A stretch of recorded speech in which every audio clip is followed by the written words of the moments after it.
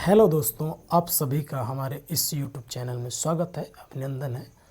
और मुझे पूरी उम्मीद है, पूरा विश्वास है कि आप अच्छे होंगे, मस्त होंगे।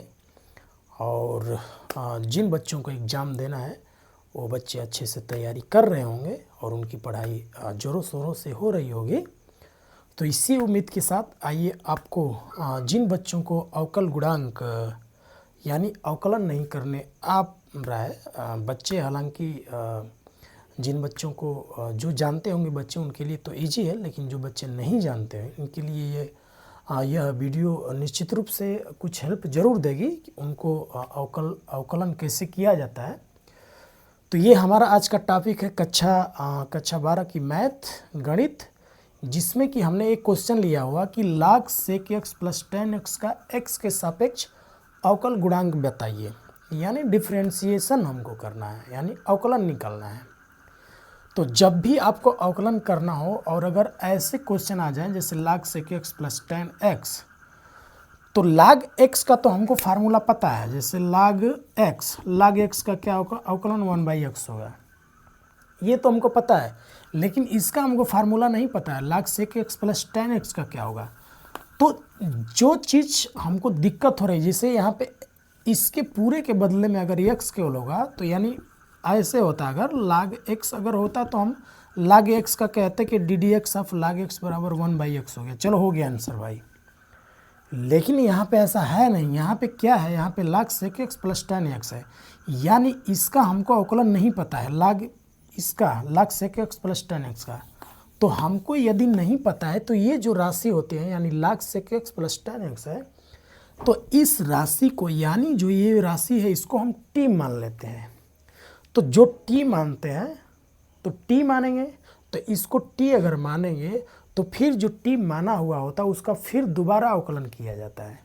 अर्थात इसमें ये हुआ कि माना हमने मान लिया, माना sec x प्लस 10x बराबर t, हमने चलो मान लिया, हमने इसको मान लिया। तो ये कैसे होगा भाई, ये होगा इसके बदले में यानी t हो जाएगा। तो यानी y बराबर, माना y बराबर, तो इसको मान लीजिए माना y बराबर log t। तो जो log t आप माने हो तो log t का क्या हो जाएगा, log t का 1/t हो जाएगा, 1/t। और जो आप t माने हो इसका फिर ddx ऑफ निकाला जाता है, ddx ऑफ t हो जाता है।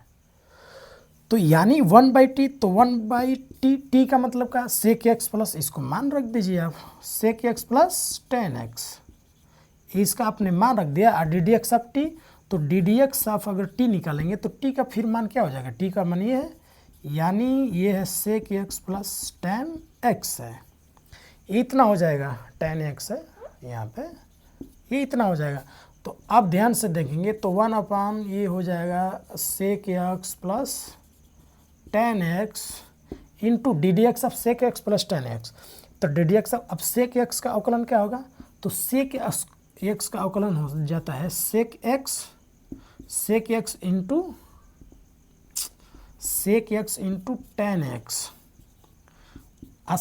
10x का अवकलन क्या हो जाएगा, जब इसका अलग अलग हम करेंगे, मतलब ddx ऑफ sec x हो जाएगा। इसको एक बार मैं कर ही देता हूँ अलग अलग, मतलब अब इसका पूरा निकालेंगे तो ddx ऑफ sec x, ध्यान दीजिए sec x प्लस ये ddx ऑफ 10x हो जाएगा, ऐसे हो जाएगा।